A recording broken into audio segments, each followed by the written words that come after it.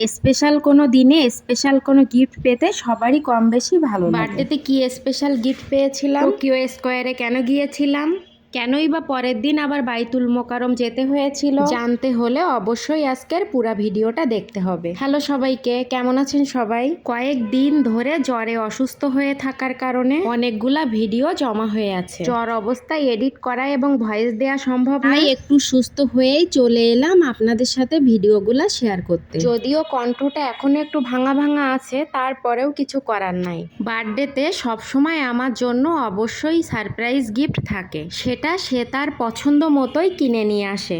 কিন্তু পাশাপাশি আর একটা দামি গিফট থাকে, সেটা সে সব সময় আমাকে সাথে নিয়েই কেনে। আমরা অভ্যস্ত হয়ে গিয়েছি। সে মনে করে দামি কিছু কিনে নিয়ে যাব, হয়তো পছন্দ নাও হতে পারে। যেহেতু জিনিসটা আমি ব্যবহার করব, তাই আমাকে সাথে নিয়েই কেনাটা সে পছন্দ করে। এই যে আমরা টোকিও স্কোয়ারে চলে এসেছি। লিফটে এসেছিলাম, ভুলে 1 ফ্লোর উপরে চলে এসেছি, তাই নিচে নেমে যাচ্ছিলাম।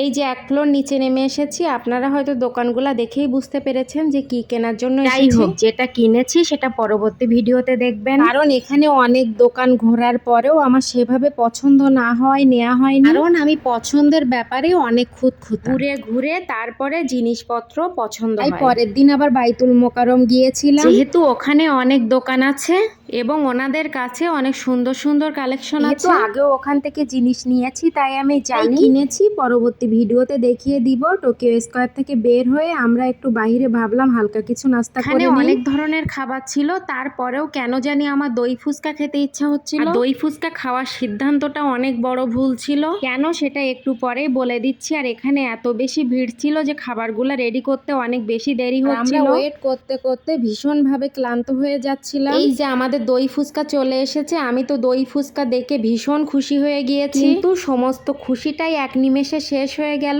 যখন একটা দই ফুচকা মুখে দিলাম। ফুচকাটা খেতে একটুও মজা ছিল না। আজকে কিছু খাওয়ার পরে আমার এমন উপলব্ধি হচ্ছিল যে পুরা টাকাটাই জলে দিয়ে এসেছে। যাই হোক, কিছুই করার নাই। তারপর আমরা বাসায় ফিরে যাচ্ছিলাম। এই যে দেখেন, যেখানে আমি গাছের দোকান দেখবো আমাকে অবশ্যই সেখানে দাঁড়িয়ে কিছুক্ষণ গাছগুলা দেখে নিতে যে হবে, ভালো কোনো কালেকশন আছে কিনা। গাছগুলা তেমন পছন্দ না হয় নেওয়া হয়নি। কয়েকদিন ধরে বাহিরে একটু গরম, জ্বর সেরে ওঠার কারণে শরীরের শক্তিও কমে গিয়েছে, তাই বাহিরে গেলে ভীষণ ক্লান্ত লাগে। এই যে দেখুন আমাকে কেমন ক্লান্ত লাগছে। এই পর্যন্ত হেঁটে এসেছিলাম কারণ ভাবছিলাম একটু চা খাবো।